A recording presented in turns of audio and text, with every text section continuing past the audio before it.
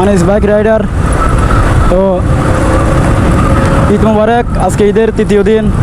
তো আজকে আমি যে কথাটা বলবো ঈদের দিনে, আমরা রোজার মধ্যে ঠিক থাকি, কিন্তু ঈদের পর আসে আমরা কি হয়ে যায়, আমাদের বাইক স্পিড চালাইতে হবে।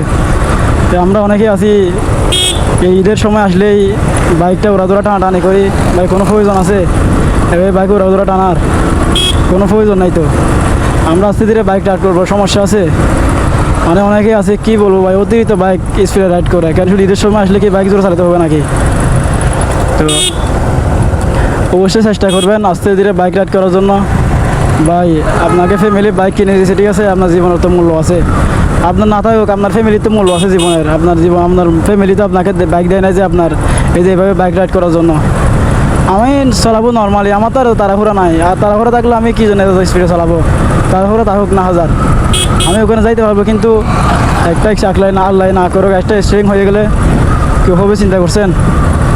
এই জন্য ভাই অনুরোধ করবো, এইভাবে ঈদের সময় স্পিডে বাইক রাইড করবেন না।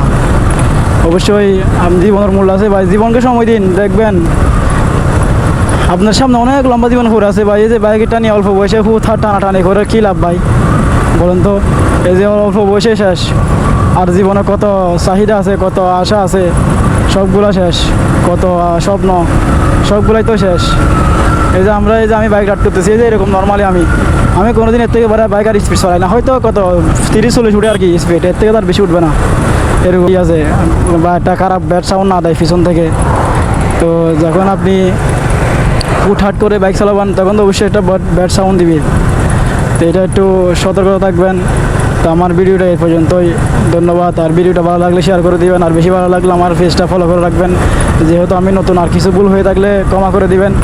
আর আমার কথাগুলো কীরকম লাগছে অবশ্যই কমেন্ট বক্সে জানাবেন। ইনশাআল্লাহ আবার কোনো নতুন ভিডিওতে দেখা হবে। ধন্যবাদ।